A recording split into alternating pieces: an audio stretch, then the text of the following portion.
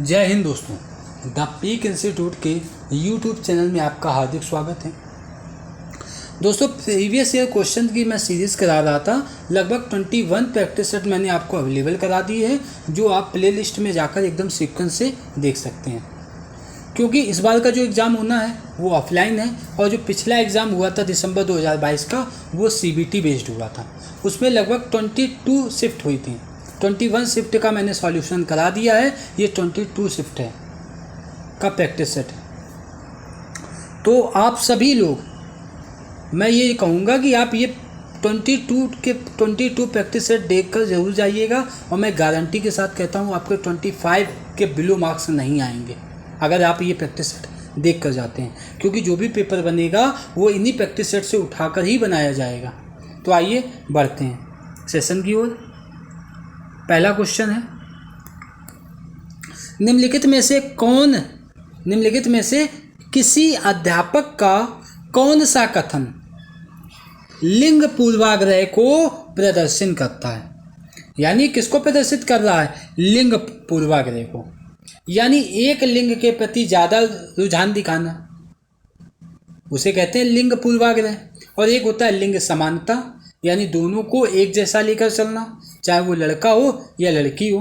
यानी समान भागीदारी जहाँ पर होगी वो लिंग समानता की बात करेगा, और जहाँ पर किसी एक लिंग को ज़्यादा बढ़ावा मिलेगा वो लिंग पूर्वाग्रह से रिलेटेड होगा। जैसे बोल दिया जाए कि लड़के ज़्यादा पढ़ने में अच्छे होते हैं या लड़कियां ज़्यादा पढ़ने में अच्छी होती हैं, तो इस प्रकार के जो वाक्य होते हैं ये लिंग पूर्वाग्रह को ही दर्शाते हैं। अगर हम पहले ऑप्शन में आए, विद्यार्थी तुम सभी ने अच्छा काम किया, तो यहाँ पर देखिए लिंग समानता की बात हो रही है, क्योंकि विद्यार्थियों में लड़के भी हैं और लड़कियां भी हैं। दूसरा ऑप्शन है, लड़कों तुम हमेशा शोर मचाते हो, तो यहाँ पर देखिए केवल लड़कों को यहाँ पर एक विशिष्ट की तरीके से उठाया गया है कि लड़के ही शोर मचाते हैं, लड़कियां शोर नहीं मचाती हैं। यानी यहाँ पर लिंग पूर्वाग्रह को दर्शाया जा रहा है। सी ऑप्शन, लड़कों और लड़कियों चलो हम सब एक खेल खेलें, तो यहाँ पर लिंग समानता की बात हो रही। चौथा ऑप्शन क्या है? विद्यार्थियों मैं तुम्हारे प्रदर्शन से खुश हूँ, यानी यहाँ पर भी लिंग समानता की बात हो रही। और हमको क्या बताना है कि लिंग पूर्वाग्रह कहाँ पर हो रहा, यानी ऑप्शन नंबर बी, लड़कों तुम शोर मचाते हो, यहाँ पर लिंग पूर्वाग्रह का प्रदर्शन किया जा रहा है। अगले क्वेश्चन की ओर बढ़ते हैं। क्वेश्चन नंबर सेकंड, सौर सेल के निर्माण हेतु किस पदार्थ का उपयोग किया जाता है? तो सबसे पहले हम बात करते हैं सौर ऊर्जा की। तो सौर ऊर्जा क्या होता है? ये प्रकाश ऊर्जा को विद्युत ऊर्जा में परिवर्तित करता है। और सौर सेल जो होता है उसके निर्माण में सिलिकॉन का यूज किया जाता है। किसका? सिलिकॉन का। ना ही लेड का यूज किया जाता है, ना ही कॉपर का यूज किया जाता है, और ना ही सोडियम का। यानी ऑप्शन नंबर डी इसका करेक्ट आंसर होगा। अगले क्वेश्चन की ओर बढ़ते हैं। क्वेश्चन नंबर थर्ड है, निम्नलिखित में से कौन सा कथन लिंग रूढ़िबद्धता का प्रदर्शन करता है? निम्न में से कौन सा कथन लिंग रूढ़िबद्धता का प्रदर्शन करता है?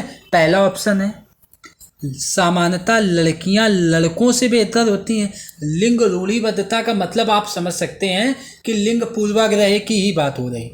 सामान्यतः लड़कियां जो होती हैं वो लड़कों से बेहतर होती हैं। अगला ऑप्शन, एशियाई खेलों में अच्छे नहीं होते हैं। एशियाई लोग खेलों में अच्छे नहीं होते हैं, तो एशियाई में तो लड़के और लड़कियां दोनों आ जाएंगे। तो यहाँ पर लिंग रूढ़िबद्धता को तो नहीं दर्शाया जा रहा। सी ऑप्शन, सामान्यतः लड़कों की तुलना में लड़कियों का पेशी द्रव्यमान कम होता है। चौथा ऑप्शन है, लड़कों व लड़कियों ने कुश्ती में हिस्सा लिया, तो ये भी नहीं। यानी लिंग रूढ़िबद्धता को कौन दर्शा रहा, यानी लिंग पूर्वाग्रह को कौन दर्शा रहा? ऑप्शन नंबर ए क्या बोल रहा है? सामान्यतः लड़कियां लड़कों से बेहतर खाना बनाती हैं, और ये किसकी ओर संकेत कर रहा है?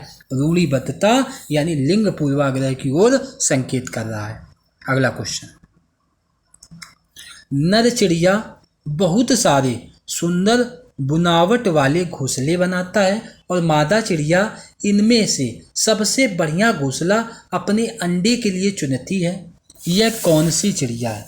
तो देखिए यहाँ पर बताया गया है कि जो नर चिड़िया होता है वो अपने सुंदर घोंसले को बनाता है और मादा चिड़िया क्या करती है, उस घोंसले को चुनती है और उसी घोंसले में क्या करती है, अंडा देती है। तो इसका जो राइट आंसर हो जाएगा ऑप्शन नंबर ए, यानी बया, यानी जो जुलाहा चिड़िया होती है, यानी जो दर्जन चिड़िया होती है, सॉरी जुलाहा चिड़िया जो होती है वो ऐसा कार्य करती है, यानी ऑप्शन नंबर ए करेक्ट होगा। अगर हम बात करें किसकी, फाख्ता की, अगर हम बात करें फाख्ता की, तो ये नागफनी के पौधों के कांटों के बीच में, यानी नागफनी का जो पौधा होता है उसके कांटों के बीच में ये अपना घोंसला बनाता है।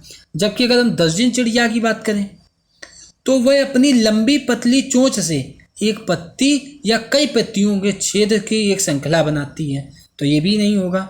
इसके बाद शकरगोरा की बात करें तो यह छोटे पेड़ों और झाड़ियों के बीच अपना घोंसला बनाता है, यानी ये भी नहीं होगा। ऑप्शन नंबर ए इसका करेक्ट आंसर होगा। अगले क्वेश्चन की ओर, निम्नलिखित में से कौन से कीट समूह में रहते हैं? किस समूह में? कीट समूह में। और उन सभी की विशिष्ट भूमिकाएं बटी हुई हैं, यानी कीट समूह में है और उनकी विशिष्ट भूमिकाएं भी बटी हैं। पहला ऑप्शन है मधुमक्खी, चींटियां, मकड़ी। दूसरा ऑप्शन है ततैया, दीमक, चींटियां। तीसरा ऑप्शन है चींटियां, मच्छर, मकड़ी। चौथा ऑप्शन है मधुमक्खी, घर में पाई जाने वाली मक्खी और दीमक। कमेंट करके आप सभी लोग इसका आंसर बताइए, जल्दी से कमेंट करिए। जितने भी लोग ये रिकॉर्डेड वीडियो देख रहे हैं वो सभी लोग कमेंट करके बताइए। ऑप्शन नंबर बी इसका राइट आंसर होगा। ततैया, दीमक, चींटियां और तितली अगर होता तो इन सभी में, यानी अगर मधुमक्खी होता तो इन समूह, ये सभी एक ही समूह के हैं, यानी ये कीट समूह में आते हैं। इनमें क्या होता है कि कॉलोनियां होती हैं और सभी कीड़ों को काम को 3 समूह में बांटा गया है। एक रानी मच्छ होगा, इसमें एक श्रमिक होगा और एक नर होगा। अंडे देने की मुख्य और एकमात्र जिम्मेदारी सिर्फ रानी की होती है और जो श्रमिक होते हैं वो कॉलोनी को बनाए रखने का काम करते हैं और अंडे की देखभाल करते हैं। कौन? श्रमिक। नर का कोई विशेष उद्देश्य नहीं होता है, वे डंक विहीन होते हैं, यानी ऑप्शन नंबर बी ततैया, दीमक, चींटियां इसका राइट आंसर होगा। अगला क्वेश्चन, फूलों की पहचान करनी है हमको। 6वां क्वेश्चन है फूलों की पहचान करनी है, तो ये आपको ऑप्शन भी दिए गए हैं।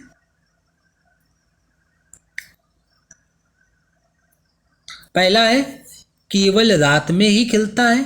ऐसा कौन सा फूल है जो केवल रात में खिलता है, औषधि बनाने के काम आता है और रंगाई के काम लाया जाता है? तो देखिए अगर हम बात करें गुड़हल की, तो गुड़हल तो हमारा दवाई बनाने के काम आता है, यानी औषधि बनाने के काम आता है। और डी ऑप्शन है पूरे वर्ष भर खिलता है। गुलाब जो है ये पूरे वर्ष भर खिलता है। लेकिन धतूरा किस काम आता है? तो धतूरा तो इनके समूह में होगा नहीं। बी ऑप्शन देखें, रात की रानी। यहां पर बोला गया है कि वो रात में ही खिलती है, जो रात में ही खिलती है उसे रात की रानी कहेंगे। इसके अलावा औषधि बनाने के काम आता है कौन? गुड़हल, ये भी सही है। रंगाई के काम में लाया जाता है क्या? गेंदा, ये भी सही है। और पूरे वर्ष भर कौन फूल देता है? गुलाब, यानी ऑप्शन नंबर बी ही इसका करेक्ट आंसर होगा। अगले क्वेश्चन की ओर बढ़ते हैं। मधुमक्खियों के छत्ते में मधुमक्खियों के बारे में निम्नलिखित में से कौन सा कथन सही नहीं है? हम मधुमक्खियों के छत्ते के बारे में पढ़ रहे हैं और उनमें से कौन सा कथन सत्य नहीं है, हमको ये बताना है। तो मधुमक्खियों के बारे में पहले कुछ बात आप जान लीजिए। प्रत्येक छत्ते में केवल एक रानी मक्खी होती है जो अंडे देती है, पहला पॉइंट। दूसरा पॉइंट क्या है? नर मधुमक्खियां होती हैं तथा इनकी श्रमिक के रूप में कोई भूमिका नहीं होती है। जो नर मधुमक्खी होते हैं इनकी श्रमिक के रूप में कोई भी भूमिका नहीं होती है। थर्ड पॉइंट क्या है? जो सब मधुमक्खियां होती हैं ये छत्ता बनाती हैं। श्रमिक मधुमक्खियां यानी जो मादा मक्खियां होती हैं वो छत्ता बनाती हैं। तथा मधुमक्खियों के बच्चों की देखभाल करती है। अब ऑप्शन में आते हैं। पहला ऑप्शन है केवल रानी मधुमक्खी ही अंडे देती है। हमें बताना है कौन सा सही नहीं है। तो ये पॉइंट तो सही है, केवल रानी मधुमक्खी ही क्या देती है, अंडे देती है। बी ऑप्शन श्रमिक मक्खी काम करने वाली नर मक्खी होती नहीं, मादा मक्खी होती है, यानी ये बी तो गलत हो गया। सी छत्ते में कुछ ही नर मधुमक्खियां होती हैं, ये भी सही है। केवल एक ही रानी मक्खी होती है, ये भी सही है। यानी जो इसका राइट आंसर हो जाएगा ऑप्शन नंबर बी, क्योंकि हमको बताना था कौन सा कथन सही नहीं है। और श्रमिक मक्खी नर मक्खी होती है, ये कथन सही नहीं है। अगला क्वेश्चन, निम्नलिखित में से कौन सा समूह फल का है। अब फल का हमें समूह चुनना है। आलू क्या फल है, काट दीजिए। बैगन फल है, काट दीजिए। टमाटर केला अदरक ये भी फल नहीं है। और केला भिंडी आलू फल, फल का मतलब फ्रूट से रिलेटेड है, मीठे फलों से रिलेटेड है। समझ में आ रहा है। अगर हम फल की बात देखेंगे तो बैगन भी तो हम फल कह देंगे, लेकिन हमको क्या बताना है, फल जो फ्रूट होते हैं। तो इनमें से कोई ऑप्शन नहीं होगा, यानी नन ऑफ दीज। अगले क्वेश्चन की बात करें, भारत में अनेक इलाकों में पाई जाने वाली बावड़ियों के संबंध में कौन सा कथन सही नहीं है। ये क्वेश्चन बहुत पूछा जाता है बावड़ियों के बारे में। तो पहला ऑप्शन है ये जल संरक्षण की पारस्परिक व्यवस्था है, और यहाँ पर पूछा गया सही नहीं है। तो ये तो सही है, क्योंकि जल संरक्षण के लिए इसका यूज किया जाता था बावड़ियों का। दूसरा ऑप्शन है बावड़ियों का जल पीने के लिए उपयोग में नहीं लाया जाता है। अरे बावड़ियों का जल तो पीने के लिए ही उपयोग में लाया जाता था ना, जो भी यात्री वगैरह आते थे उनके लिए ही ये व्यवस्था की गई थी, यानी बी तो गलत हो गया। सी ऑप्शन ये वर्षा जल संग्रहण और पुनः आवेशन के सिद्धांत पर आधारित है, ये पॉइंट सही है। चौथा पॉइंट, इनका उपयोग सामुदायिक संसाधन के रूप में किया जाता था, ये भी सही है। लेकिन हमको क्या बताना है कौन उपयुक्त नहीं है। तो ऑप्शन नंबर डी बी इसका गलत जवाब होगा, यानी ये सही हो जाएगा, क्योंकि बावड़ियों का जो जल है वो पीने के लिए उपयोग में नहीं लाया जा सकता है, ये तो गलत हो जाएगा। तो ऑप्शन नंबर बी, क्योंकि हम फिर से देख लीजिए, आप लोग कंफ्यूज हो गए होंगे। यहाँ पर कहा गया कौन सा कथन सही नहीं है, तो जो सही कथन नहीं है वो कथन यही वाला सही नहीं है, ऑप्शन नंबर बी। अगला क्वेश्चन, एक रेलगाड़ी अहमदाबाद से त्रिवेंद्रम की ओर जाती है। अहमदाबाद से त्रिवेंद्रम की ओर जा रही है, कई सुरंगों से गुजरती है। ये सुरंगें किन पहाड़ियों में है। तो देखिए, अगर हम बात करेंगे कहाँ से जा रही है, अहमदाबाद से, यानी गुजरात से जा रही है, गुजरात के अहमदाबाद से त्रिवेंद्रम तक। तो जब गुजरात के अहमदाबाद से त्रिवेंद्रम तक जाएगी तो ये कहाँ से होते हुए जाएगी, ये पश्चिमी घाट होते हुए जाएगी। कहाँ होते हुए जाएगी, पश्चिमी घाट, यानी ऑप्शन नंबर बी इसका पश्चिमी घाट इसका करेक्ट आंसर होगा। अगला क्वेश्चन, कौन सा कथन हाथियों के बारे में सही नहीं है। तो पहला ऑप्शन है हाथियों के झुंड में केवल मादा हाथी और बच्चे हाथी होते हैं। केवल मादा, हाथियों के झुंड में केवल मादा हाथी और बच्चे हाथी होते हैं। बताइए क्या ये सही होगा। बिल्कुल सही है। अगला, नर हाथी चारों ओर अकेले ही घूमते हैं, ये भी सही है। ऑप्शन पे नजर डालिए, ए और आर दोनों सही है, और ए की व्याख्या कर रहा, तो व्याख्या तो नहीं कर रहा है। दूसरा, ए और आर दोनों सही है, लेकिन आर ए की सही व्याख्या नहीं है, ये सही होगा। ऑप्शन नंबर बी इसका करेक्ट आंसर होगा।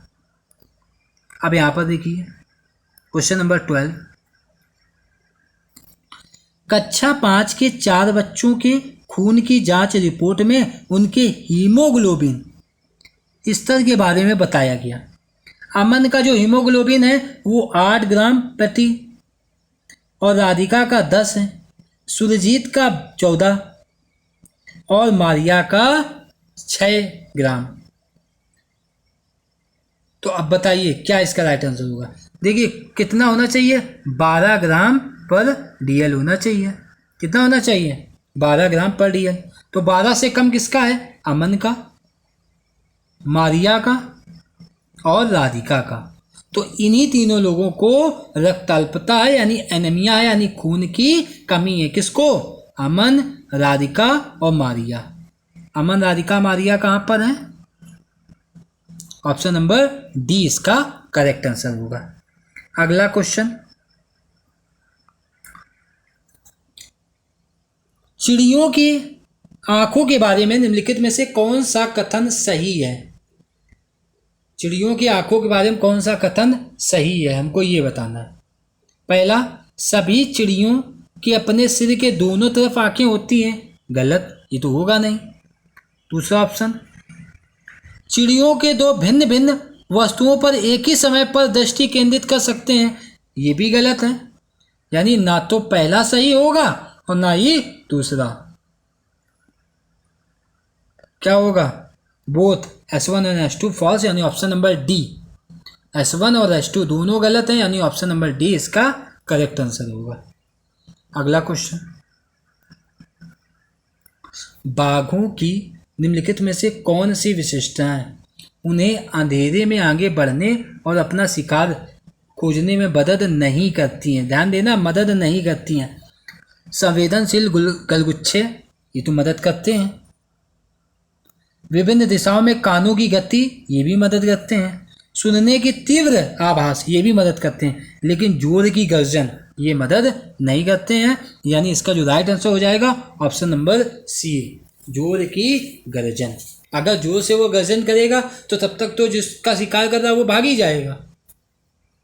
15 नंबर, मिलान करना है हमको। अब बताइए आप लोग, जिम कार्बेट कहाँ है? तो जिम कार्बेट उत्तराखंड में है, यानी ए का सेकंड। काजीरंगा असम में है, रणथंभौर गुजरात में है, और गिर कहाँ है? सॉरी, रणथंभौर राजस्थान में और गिर गुजरात में है। तो ऑप्शन क्या हो जाएगा? ए का दूसरा, बी का पहला। ए का दूसरा, बी का पहला, यानी ऑप्शन नंबर बी इसका करेक्ट आंसर होगा।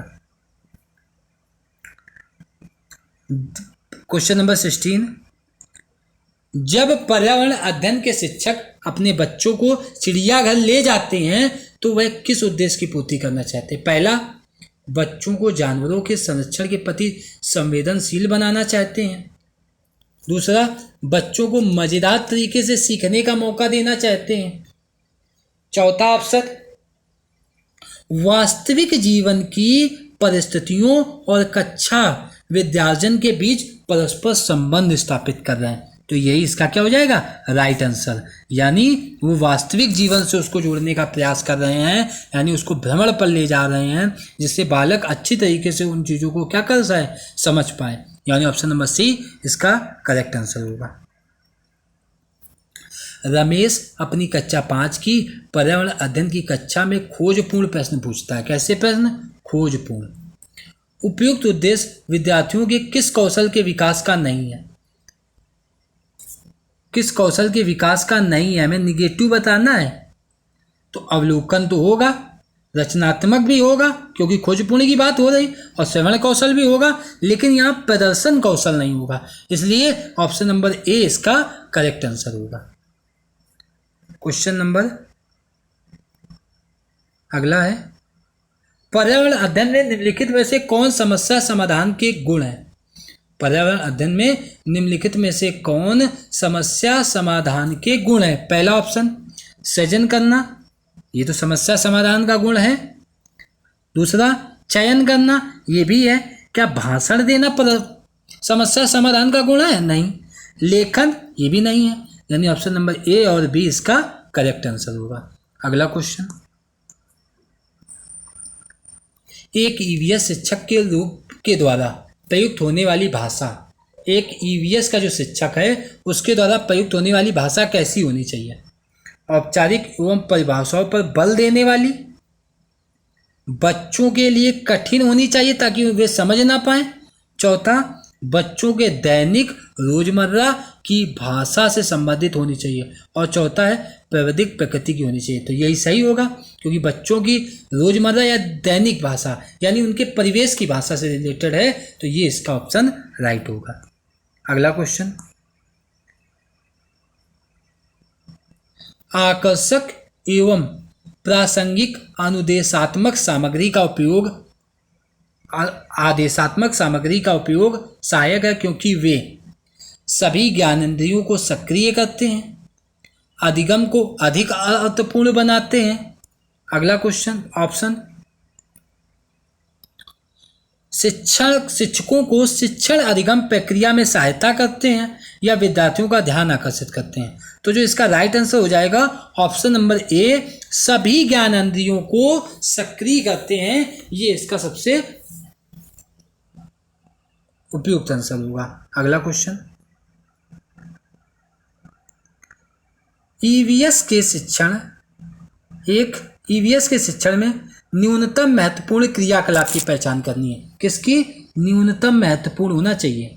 ऑप्शन पे विद्यार्थियों से परिचर्चा करना, क्या ये न्यूनतम होगा? नहीं, ये तो सही होगा।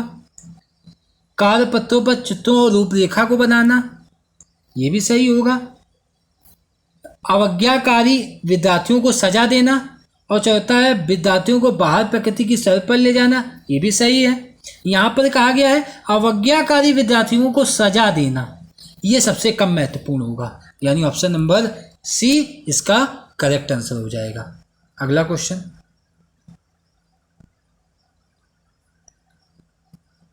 निम्नलिखित में से पर्यावरण अध्ययन पुस्तक में पहेलियों को सम्मिलित करने का उद्देश्य को, यानी जो पहेलियां सम्मिलित करी गई हैं तो उनका क्या उद्देश्य हो सकता है?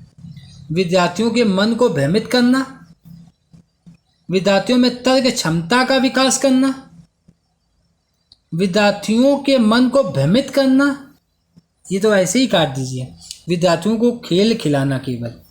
तो इसका राइट आंसर क्या होगा? विद्यार्थियों में तर्क क्षमता का विकास करना, इसलिए पहेलियों का उपयोग किया गया है। अगला क्वेश्चन, पर्यावरण अध्ययन के शिक्षण अधिगम में विद्यार्थियों द्वारा प्रश्न पूछना अत्यधिक महत्वपूर्ण है क्योंकि ये प्रश्न संकेतक हैं। किसके संकेतक हैं? विद्यार्थियों की जिज्ञासा के, विद्यार्थियों की समझ के अंतर के, या शिक्षक की क्षमता के। क्या शिक्षक की क्षमता इसका लेना देना है? नहीं, विद्यार्थियों की जिज्ञासा के और विद्यार्थियों की समझ के अंतर के, यानी ए और बी इसका करेक्ट आंसर होगा। अगले क्वेश्चन की ओर बढ़ते हैं।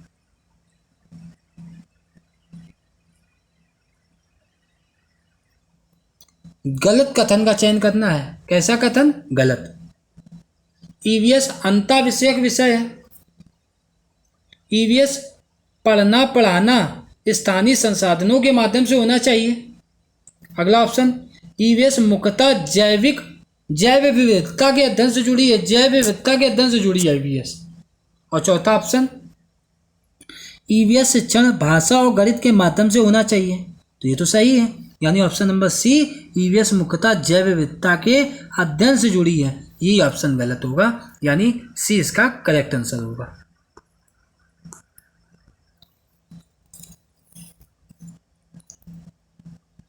एक पर्यावरण अध्ययन शिक्षक के नाते आप अपनी कक्षा के औसत छात्रों के लिए क्या करेंगे? जो कक्षा के औसत छात्र हैं, पहला, उन्हें कई बार अवधारणा लिखने पर जोर देंगे। तो आप लिखने पर तो जोर दे नहीं सकते हैं, ठीक है, तो ये तो होगा नहीं इसका आंसर कि लिखने पर जोर देना। उन्हें पहली पंक्ति में बैठाकर लगातार मार्गदर्शन करना, उनके कमजोर पक्षों को ढूंढना एवं सुधार के लिए समाधान खोजना एवं लागू करना। बताइए सबसे उपयुक्त आंसर, सबसे उचित आंसर क्या होगा? यही होगा, यानी ऑप्शन नंबर सी इसका करेक्ट आंसर होगा। अगला, पर्यावरण अध्ययन शिक्षा के क्षेत्र में सम्मिलित है। पर्यावरण अध्ययन शिक्षा के क्षेत्र में क्या सम्मिलित है? औपचारिक शिक्षा, अनौपचारिक शिक्षा, औपचारिक और अनौपचारिक दोनों, या विद्यालय शिक्षा। तो देखिए जो इसका उपयुक्त आंसर होगा वो क्या होगा? सी, यानी औपचारिक शिक्षा और अनौपचारिक शिक्षा दोनों पर्यावरण अध्ययन के शिक्षा क्षेत्र में सम्मिलित है। अगला क्वेश्चन, विद्यार्थियों में अवधारणात्मक समझ तब अच्छी होती है जब शिक्षक जोर डालते हैं। किस पर जोर डालते हैं? संवाद पर,